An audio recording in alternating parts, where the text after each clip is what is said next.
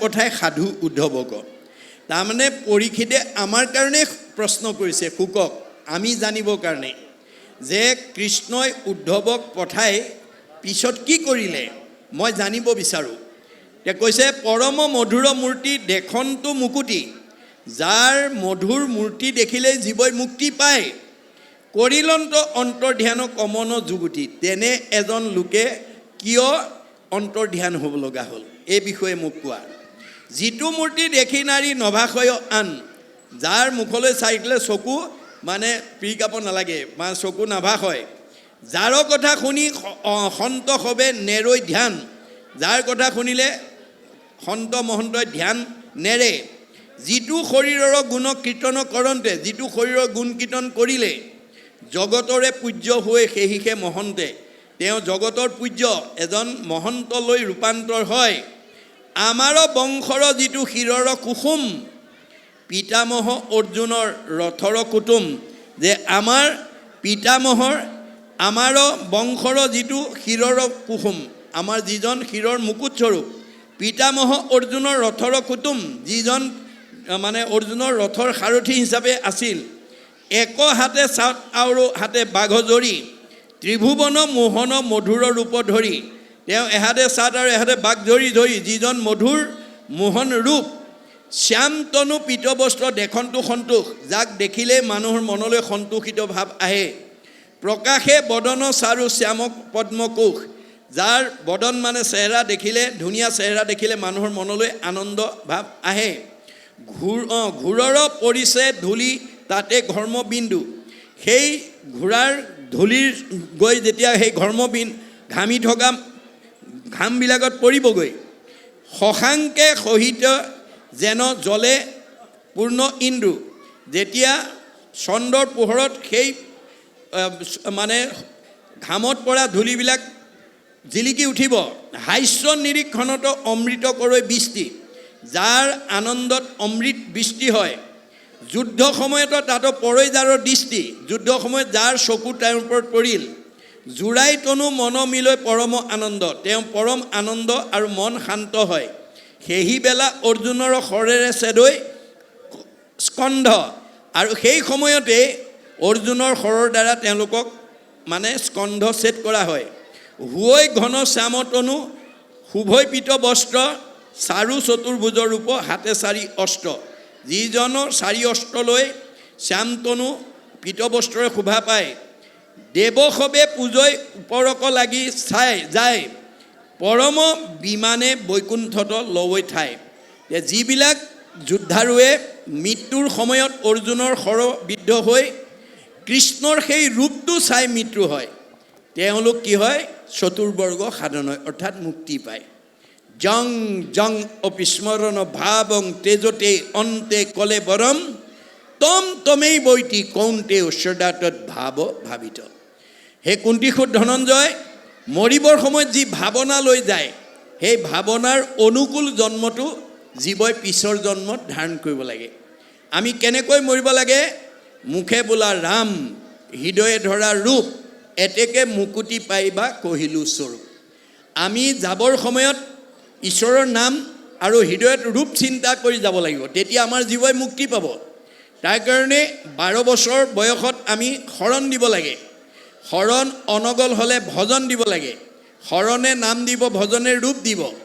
এতিয়া আমাৰ বহুতৰ মনত এটা ভ্ৰান্তি ধাৰণা আছে, সিমান সৰুতে ল'ৰা ছোৱালীক শৰণ ভজন দিলে কেনেকৈ পালন কৰিব, সেইটো আপোনাৰ মতহে, বেদৰ মত নহয়। আপোনাৰ মতটো কেতিয়াও আপুনি সমাজত প্ৰতিষ্ঠা কৰিবলৈ নাযাব, কিয়নো আপোনাৰ মতটো মোৰ কাৰণে গ্ৰহণযোগ্য নহ'বও পাৰে, মোৰ মতটো আপোনাৰ গ্ৰহণযোগ্য নহ'ব পাৰে, কিন্তু বেদৰ যিটো মত ই শাশ্বত, ই সনাতন। গতিকে আমাৰ বেদে কৈছে হেন জানি শিশু হ'ব এৰা আন ধৰ্ম, ধৰিও কুমাৰৰ কালে ভাগৱত ধৰ্ম। আমাৰ ভক্তি ধৰ্মৰ নীতি আদৰ্শবিলাক আমি ল'ৰা ছোৱালীক সৰুৰ পৰাই শিকাব লাগে। জ্যেষ্ঠজনে কৰে যদি গৰিহিত কৰ্ম, অন্যে ভাবে তাকো সেহি মহাধৰ্ম। আমাৰ অনুজসকলে অগ্ৰজসকলক সদায় অনুকৰণ কৰি থাকে, এইটো মনস্তাত্ত্বিক পণ্ডিত, শিক্ষাবিদ পণ্ডিত, দাৰ্শনিক পণ্ডিত আৰু গুৰুজনাৰ অভিমত। ভাগৱতেও সেই কথা কৈছে। তে আমাৰ ঘৰখনৰ জ্যেষ্ঠসকলে ঘৰখন পৰিচালনা কৰোঁতে কেনেকৈ কৰিব লাগে যে শুই উঠিয়ে গা পা ধুই প্ৰথমতে বিষ্ণু যজ্ঞ কৰিব লাগে, তাৰ পিছতহে ভূত যজ্ঞ কৰিব লাগে। এইটো বেদৰ মত, এইটো মহাপুৰুষৰ মত। মানে বিষ্ণু যজ্ঞ মানে আমি গা পা ধুই গুৰু সেৱা কৰি মনটো শুদ্ধ কৰি লোৱাৰ পিছতহে এই পঞ্চভূতৰ দেহটো ৰাখিবৰ কাৰণে খোৱা বোৱা কৰিব লাগে। আৰু আপোনাৰ ককাক আইতাক দেউতাক মাকে জ্যেষ্ঠসকলে যদি সেই আদৰ্শৰে নিজক আগুৱাই নিয়ে, কনিষ্ঠসকলে সেইটোকে ধৰ্ম বুলি পালন কৰে। গতিকে আমাৰ এতিয়া এইটো দৰ্শন নজনাৰ কাৰণে আমাৰ সমাজত বহুত জ্ঞানী মানুহ, জনা শুনা মানুহ শুই উঠি মুখখন ধুয়ে ভূত যজ্ঞত লাগি যায়। কি বুলি কয় বুজিছানে? মোৰ মুখখন ধুই লাল চাহ একাপ নহ'লে, শুকান ৰুটি এখন নহ'লে, তামোল এখন নাখালে, চাদা পালি নাফালে মোৰ আৰু পিছৰবিলাকলৈ নহয়। এইটো যদি কাৰোবাৰ আজি তাৰিখত অভ্যাস আছে, আজি ইয়াতে এৰিব দেই। কাৰণ আপুনি যদি সেই মতে চলিছে, আপুনি মনৰ দাস হৈছে। আপুনি মনৰ দাস হৈছে। আমাৰ ভাগৱতে কৈছে, মনে পাপ কৰে যাই লাগয় জীৱত, সিকাৰণে জীৱে দুখ ভুঞ্জে সংসাৰত। আপুনি মনৰ কবলত পৰি নাখাবলগীয়া খাইছে, নকৰিবলগীয়া কাম কৰিছে। তাৰ কাৰণে দেহে শাস্তি ভুগিব লাগিব। কিমান? 84 নৰক। নৰক মানে দুখ ভুগিব লাগিব। ক'ত? এই দেহত। কেতিয়া? জীয়াই থাকোঁতে। গতিকে কালৰ অতৰ্কিত গতিত আমি মনে কৰা কৰ্মৰ ফলটো দেহে ভোগ কৰিব লাগিব। আমাৰ দাৰ্শনিক পণ্ডিতে সমীক্ষা দিছে যে আমাৰ নিজৰ শৰীৰটো নিজৰ হাতেৰে জুখিলে 3.5 হাত হয়। এহাতত 24 আঙুলকৈ থাকে, 3 হাতত 72 আঙুল, এবেগেটত 12 আঙুল, 72 12 84 আঙুল। এই 84 আঙুল দেহতে নখচন্দৰ পৰা কেশলৈকে, নখ চুকুৰা হৈ নখ মৰাৰ পৰা ধৰি চুলি সৰা উপনি উফি হোৱালৈকে, আৰু বাকীখিনিত অৰ্শ, গুল্ম, পিত্ৰ, কেঁচুমূৰীয়া, মূৰৰ বিষ, পেটৰ বিষ, দাঁতৰ বিষ, কঁকাল বিষ, ভৰি বিষ, কাৰ কি আছে আৰু। আপোনালোকৰ শৰীৰত যদি কিবা বেমাৰে অৱস্থান কৰিছে, তাৰ কাৰণে মনক দায়ী কৰিছে। মনক দায়ী কৰিছে। গতিকে অৰ্জুনক কৈছে, তোমাক 4 মুঠি জীৱৰ ভিতৰত সৰ্বশ্ৰেষ্ঠ উপাধি দি জন্ম দিছোঁ। মনক সংযম কৰিবা, ইন্দ্ৰিয় সংযম কৰিবা, নহ'লে আহিল কণা গ'ল কণা, খাগৰি কাটিল 3 কণা। মানুহ জন্ম ধৰা সাৰ্থক নহ'ব। তেতিয়া অৰ্জুনে প্ৰতিবাদ কৰিছে, কি বুলি? হেন শুনি অসন্তোষ কৰন্ত অৰ্জুন, ইন্দ্ৰিয়ক বশ্য কৰি বাক পাৰে কোন। কাৰ খাদ্য আছে মনক সংযম কৰিব, ইন্দ্ৰিয় নাই। এইটো প্ৰস্তাৱ মোৰ গ্ৰহণযোগ্য নহয়।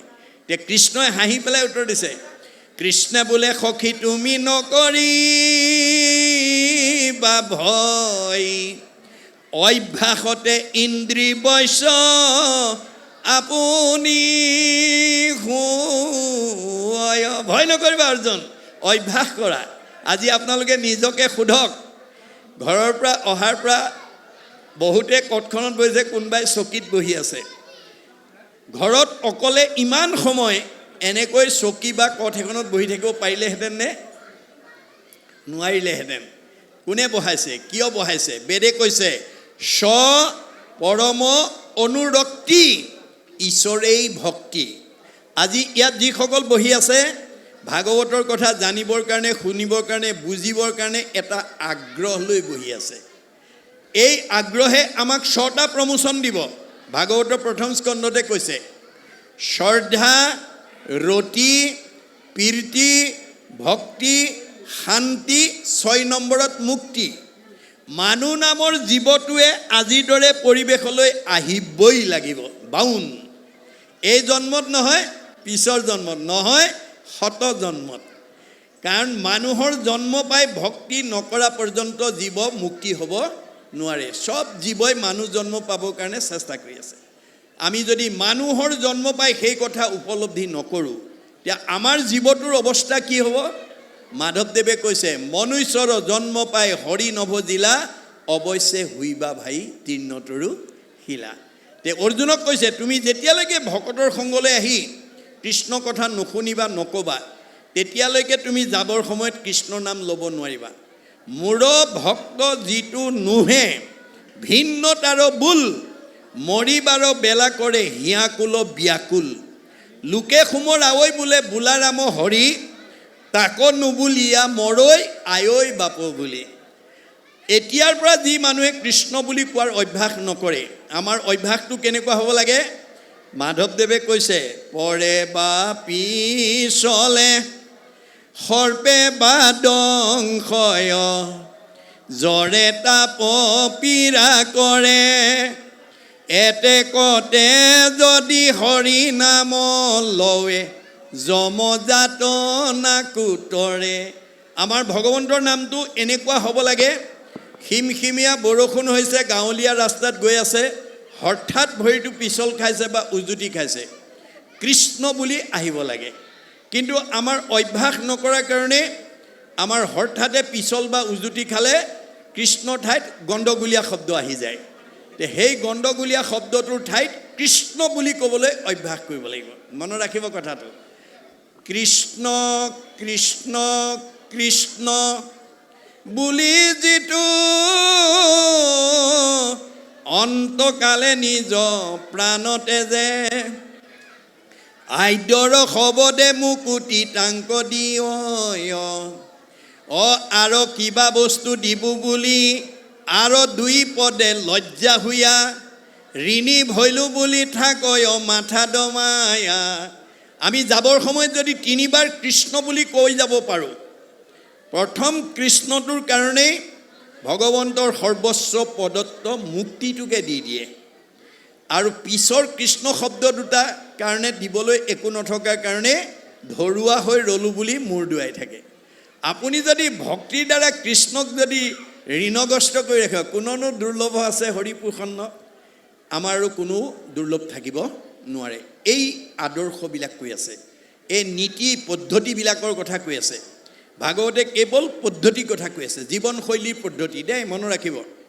আমাৰ ভাগৱতত প্ৰধানকৈ 8 প্ৰকাৰ সদাচাৰৰ কথা কৈ আছে, মনত ৰাখিব কথাটো। কায়ৰ সদাচাৰ, বাক্যৰ সদাচাৰ, মনৰ সদাচাৰ, গমন সদাচাৰ, শৌচ সদাচাৰ, অন্ন সদাচাৰ, স্নান সদাচাৰ, শয়ন সদাচাৰ। এই 8 প্ৰকাৰ সদাচাৰ যদি আপোনালোকে মানি চলিব পাৰে আৰু পৰিয়ালক যদি শিকাব পাৰে, আপোনালোকৰ ঘৰৰ কোনো পৰিয়াল 100 বছৰ আগত মৰিব নালাগে, শৰীৰত ৰোগ ব্যাধি হ'ব নোৱাৰে, মন সদায় আনন্দত থাকিব। মহাপুৰুষ শংকৰ মাধৱৰ দিনত কেইবাজনো আটা পুৰুষে শংকৰ মাধৱৰ ওচৰত আহি ভাগৱত ব্যাখ্যা শুনিছিল। গতিকে যিকেইজনে শুনিছিল তেওঁলোকৰ এটা চাৰিত্ৰিক বৈশিষ্ট্য আছিল, গুৰুতকৈ শিষ্য সিয়ান, খুচৰি খুচৰি লয় জ্ঞান। নজনা কথাবিলাক চব শিকি ল'লে। শিকাওঁতা মাধৱদেৱে 107 বছৰ জীয়াই থাকিলে, শিকাওঁতা শংকৰদেৱ 120 বছৰ জীয়াই থাকিলে, তেওঁলোকৰ পৰা শিক্ষা লোৱা বদলা আটা 130 বছৰ, ৰাম আটাই 140 বছৰ, মথুৰা দাস আটাই 151 বছৰলৈ আয়ুস বঢ়ালে। এয়া গুৰুচৰিত্ৰত উল্লেখ আছে। গতিকে ভগৱানে দিয়া বয়স 100 বছৰহে আছিলে। মনুষ্যৰ আয়ুসত বৰিষ সংখ্যাত, মানুহ মাত্ৰেই আমাক চবকে 100 বছৰ দিছে, কাকো কমাই দিয়া নাই। তৎসত্ত্বেও আজি আমাৰ বহুত উঠি অহা প্ৰজন্ম 100 বছৰ ভোগ নকৰাকৈ আমাৰ মাজৰ পৰা গুচি গৈছে। কিয়? সদাচাৰ নাজানে, ভাগৱত শুনা নাই, পঢ়া নাই, বুজা নাই। ভাগৱতে নিয়ম বান্ধি দিছে। 1 নম্বৰ কায়ৰ সদাচাৰ, এই দেহটো আজিৰ দৰে সৎ কামত অকণমান প্ৰয়োগ কৰিব। অনুষ্ঠানটোৰ সৰ্বাংগ সুন্দৰৰ কাৰণে অকণমান এই শৰীৰে আপোনালোকে সহায় কৰি দিব। হাত দুখনে কৰিব পৰা শক্তি থাকোঁতে অকণমান প্ৰয়োগ কৰিব। কৃষ্ণ কীৰ্ত নকৰিয়া ভৈলোহো বৰ্বৰ, ইটো হস্ত বাহু মিছা মৃতক খবৰ। মোৰ হাত দুখনে অকণমান অনুষ্ঠানত কৰি দিব পৰা শক্তি থকা স্বত্তেও মই যদি প্ৰয়োগ নকৰোঁ, তেতিয়া মৰা মানুহৰ হাতহে ভৰবোৱা হ'ল। পৰোপকাৰায় ইদম শৰীৰম, পৰৰ উপকাৰ হোৱা কামত আমি এই শৰীৰটো প্ৰয়োগ কৰিব লাগে। তেতিয়া কি হ'ব? পুণ্য হ'ব। পুণ্য হ'লে সুখ ভোগ উন্নতি হ'ব আৰু জীৱই সদগতি পাব। এইটো হ'ল কায়ৰ সদাচাৰ। বাক্যৰ সদাচাৰ, আজি আমাৰ কথা ক'ব নজনাৰ কাৰণে বহুত শাহুৱেকক বোৱাৰীকে বেয়া পায়, বহুত বোৱাৰীক শাহুৱে বেয়া পায়, বহুত মানে ভাৰ্যাক স্বামীয়ে বেয়া পায়, বহুত স্বামীক ভাৰ্যাই বেয়া পায়, বহুত দেউৰেকক নবৌকে বেয়া পায়, বহুত নবৌকক দেউৰেকে বেয়া পায়, ইত্যাদি ইত্যাদি। কথা ক'ব নজনাৰ কাৰণে পাৰিবাৰিক জীৱনত এই অশান্তিবিলাক হৈ আছে। আমি যদি কথা ক'ব জানো, এইবিলাক অশান্তিৰ পৰা আমি পৰিয়ালটো মুক্ত হৈ থাকিব পাৰিম। আমি কেনেকৈ কথা ক'ব লাগে ভাগৱতে নিয়ম বান্ধি দিছে। সত্য, প্ৰিয়, হিত। সদায় সঁচা কথা ক'বলৈ যত্ন কৰিব লাগে। সঁচা কথা কোৱা মানুহে কালৈও ভয় কৰিব নালাগে, সাহসেৰে কথা ক'ব পাৰে, মূৰ তুলি কথা ক'ব পাৰে। মিছা কথা কোৱা মানুহে তললৈ মূৰ কৰি থাকে, ধৰা পৰাৰ ভয় কৰে। আপোনালোকৰ পৰিয়ালত সঁচা কথা কোৱাজনলৈ মিছা কথা কোৱাকেইজনে সমীহ কৰে। সমাজত সঁচা কথা কোৱা মতা মানুহ বা মাইকী মানুহগৰাকীলৈ মিছা কথা কোৱাবিলাকে সমীহ কৰে। মনত ৰাখিব কথাটো। সদায় সঁচা কথা ক'ব, কিন্তু কওঁতে কেনেকৈ ক'ব লাগিব? প্ৰিয়, শুনিবলৈ ভাল কোৱাকৈ ক'ব। আৰু হিত, আপোনাৰ কথাটোৱে আনক উপকাৰ কৰিব লাগিব। তেতিয়া কি হ'ব? আপোনাৰ পুণ্য হ'ব। আপোনাৰ কথাটোৱে বা বাক্যটোৱে যদি আনৰ উপকাৰ কৰে, আপোনাৰ পৰোপকাৰে পুণ্যম। আপুনি কথা কৈও পুণ্য অৰ্জন কৰিব। আৰু আপোনাৰ কথাটোত যদি আনে আঘাত পায়, তেতিয়া কি হ'ব? পাপায় পৰপীড়নম। আপুনি আনৰ অন্তৰত আঘাত দিলে আপোনাৰ পাপ হ'ব। পাপ হোৱাৰ লগে লগে আপোনাৰ জীৱনলৈ দুখ দুৰ্গতি নামি আহিব আৰু আয়ুস কাটি দিব। আনক দুখ দিয়া মানুহক কেতিয়াও ভগৱন্তই 100 বছৰ সুখ ভোগ কৰিবলৈ নিদিয়ে। আনক দুখ দি খন্তেকীয়া আনন্দ কৰিব পাৰিব, বোলে আজি আমুকাক একদম ঠিকছে দি দিছোঁ। ভগৱন্তই কৈছে কাক দিছা? তাত দেখোন ময়ে আছোঁ। মোকে দুখ দিবা, মোকে আঘাত দিবা, আকৌ মই তোমাক ভাল নহ'ব। ভাগৱত শুনি এই স্বভাৱবিলাক এৰিবা। আমি ভাগৱত শুনিবলৈ কিয় আহিব লাগে? বেয়া এৰি ভাল ল'বৰ কাৰণে। বেয়া এৰি ভাল লোৱাটোৱেই বৈজ্ঞানিক দৃষ্টিভংগী। দাৰ্শনিক পণ্ডিতে কৈছে bed is bed and good is good, do bed never never and do good ever ever. বেয়াটো সদায় বেয়া, তাক ত্যাগ কৰিব। ভালটো সদায় ভাল, তাক আঁকোৱালি ল'ব। কপিলে মাকক কৈছে জীৱৰ দুৰ্ভেদ্য পাশ সংগক কহয়, কিন্তু দুৰ্জনৰ সংতে জীৱে লাগয়। মা, তুমি যদি জীৱনত ভাল মানুহ হ'ব খুজিছা, বেয়া মানুহৰ সংগ ত্যাগ কৰিবা। সেহি সংগ নিতে যদি কৰে সাধুত, মুখ্যৰ দুৱাৰ তেবে হৈ মুকুত। আজিৰ দৰে যদি আমি সাধুৰ সংগ ল'ব পাৰোঁ, চতুৰ্বৰ্গ সাধনৰ দুৱাৰখন ইয়াতে মুকলি হ'ব। শ্ৰৱণ কীৰ্তনে আৰু বৈকুণ্ঠক যায়, ধৰ্ম অৰ্থ কাম মুখ্য সবে আঁত পায়। আপুনি ভক্তি আশ্ৰয় লওক, বৈকুণ্ঠৰ সুখ স্বৰ্গৰ ভোগ ইয়াতে পাব। আপুনি ভাগৱত নপঢ়িব, ইয়াতেই নৰকৰ যান্ত্ৰণা ভোগ কৰিব। গতিকে আমাৰ শাস্ত্ৰ যিবিলাক মানুহে পঢ়ে আৰু শুনে আৰু বুজে, তেওঁৰ শত্ৰু থাকিব নোৱাৰে বুলি শাস্ত্ৰত কৈছে। শাস্ত্ৰ অনুবৰ্তী শত্ৰু নুহি উত্তপন। যি মানুহে ভাগৱত পঢ়ে আৰু শুনে আৰু বুজে, তাৰ কোনো বাহ্যিক শত্ৰু থাকিব নোৱাৰে। কিয়? তেওঁ ব্যৱহাৰ কৰিব জানে। কেনেকৈ? সমানত মৈত্ৰী উত্তমত শতকাৰ, দৰিদ্ৰত দয়া কৰি বেক বাৰম্বাৰ। শাস্ত্ৰ পঢ়া মানুহে ব্যৱহাৰ কৰিব জানে। সমবয়সৰজনক বন্ধু ব্যৱহাৰ কৰে, জ্যেষ্ঠজনক বা জ্ঞানজ্যেষ্ঠ বা বয়োজ্যেষ্ঠজনক সন্মান কৰে, আৰু নিজ বা হীনজনক মৰমৰ চকুৰে চায়। এই 3টা গুণ যাৰ গাত থাকিব, সি কেতিয়াও শত্ৰুৰ সন্মুখীন হ'ব নালাগে। আজি আমাৰ এই তথ্য নজনাৰ কাৰণে বহুত পিতৃ মাতৃয়ে ছোৱালী পঢ়াই MA BA master degree, doctorate degree, টেট মাষ্টৰণী, ডাক্তৰণী, নাৰ্ছনী কৰি পঠাইছে। কিন্তু শহুৰেকৰ ঘৰত গৈ শহুৰ শাহুৰ অপ্ৰিয় হৈছে। কিয়? পুথিগত ডিগ্ৰী দিলে, কিন্তু আধ্যাত্মিক জ্ঞান নিদিলে। গতিকে MA পাছ কৰি ডক্টৰেট ডিগ্ৰী লৈ মাষ্টৰণী, ডাক্তৰণী, টেট মাষ্টৰণী হৈ যদি শহুৰ শাহুৰ LP ME স্কুললৈ পঢ়া বুলি যদি অৱজ্ঞা কৰে, অনীহা কৰে, তেওঁক সেই পুথিগত ডিগ্ৰীয়ে কেতিয়াও শহুৰ শাহুৰ প্ৰিয় কৰিব নোৱাৰিব। যাৰ কাৰণে জনক ৰজাই সীতাক শ্ৰীৰামচন্দ্ৰলৈ বিয়া দি এই নৈতিক শিক্ষা দি পঠিয়াইছে। কি বুলি কৈছে? আই সীতা, তুমি মোৰ জুনি জাত সন্তান নোহোৱা, তোমাক মই যজ্ঞভূমিত লাভ কৰিছোঁ। অজনিকা তোমাক লভিলোঁ যজ্ঞভূমি পিতৃৰ মাতৃৰ প্ৰিয়তম জীৱ তুমি তোমাক মই যজ্ঞভূমিত পাইছোঁ যদিও পিতৃ মাতৃৰ এজনী মৰমৰ ছোৱালী ত্ৰিভুৱন নিৰুপমা তুমি মহাসতী পৰম দুৰ্লভ আতি লভিলা সুপতি তুমি ত্ৰিভুৱনৰ ভিতৰতে এজনী ধুনীয়া ছোৱালী আৰু এজন সুযোগ্য স্বামী ধুনীয়া স্বামী লগ পালা আইখিতা স্বামীৰ সান্নিধ্য পালেই নহ'ব তোমাৰ দায়িত্ব আৰু কৰ্তব্য আছে কি সতী স্ত্ৰীসকলৰ স্বামীকে ভূষণ কদাচিতো নলংঘিবা স্বামীৰ বচন তুমি এজনী সতী তিৰোতা হিচাপে তোমাৰ প্ৰথম অলংকাৰ স্বামী ভক্তি স্বামীৰ বাক্য কেতিয়াও উলংঘা নকৰিবা স্বামীক নুসুধাকৈ কলৈকো নাযাবা স্বামীক নিদিয়াকৈ আগতে নাখাবা অকল স্বামী সেৱাতে আবদ্ধ নাথাকিবা একচিত্তে সেৱা কৰি বাহা সৰ্বক্ষণে কৰিবা শুশ্ৰূষা শহু শাহুৰ চৰণে তুমি শহুৰ শাহুৰকো শ্ৰদ্ধা ভক্তি মৰম চেনেহ কৰিবা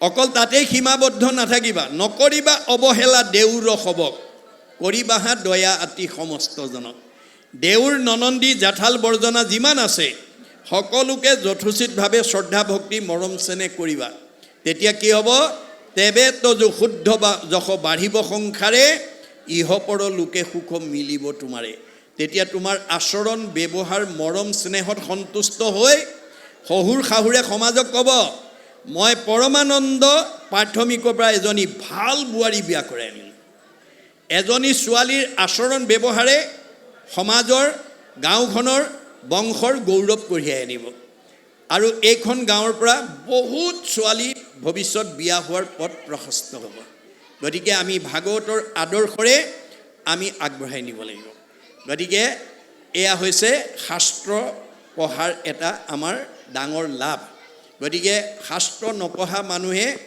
ব্যৱহাৰ নজনাৰ কাৰণে বাহিৰৰ শত্ৰু আৰু সদাচাৰ নজনাৰ কাৰণে শৰীৰৰ শত্ৰু সদাচাৰ নমনাৰ কাৰণে শৰীৰটো ৰোগগ্ৰস্ত হৈ যায় নিজেই তাৰ কাৰণে দায়ী তাৰ কাৰণে আনক দোষী লাভ নাই আমাৰ শাস্ত্ৰই কৈ আছে মনত ৰাখিব মনৰ সদাচাৰ দয়া প্ৰেম কৰুণা থাকিব লাগিব গমন সদাচাৰ ভৰিকেইটা আমাক যাবলৈ দিছে সংঘ অনাসংঘ বামুণীয়া কীৰ্তনীয়া সত্ৰ সমাজ বুলি নহয় পৃথিৱীৰ জীৱশ্ৰেষ্ঠ মানুহৰ কাৰণে ভাগৱতে নিয়ম মানিছে অকল আমাৰ অসমৰ মানুহ বা ভাৰতৰ মানুহ সংঘ অনাসংঘ মানুহৰ কাৰণে ভাগৱতে নিয়ম বান্ধি দিয়া নাই পৃথিৱীৰ জীৱশ্ৰেষ্ঠ মানুহৰ কাৰণে নিয়ম মানিছে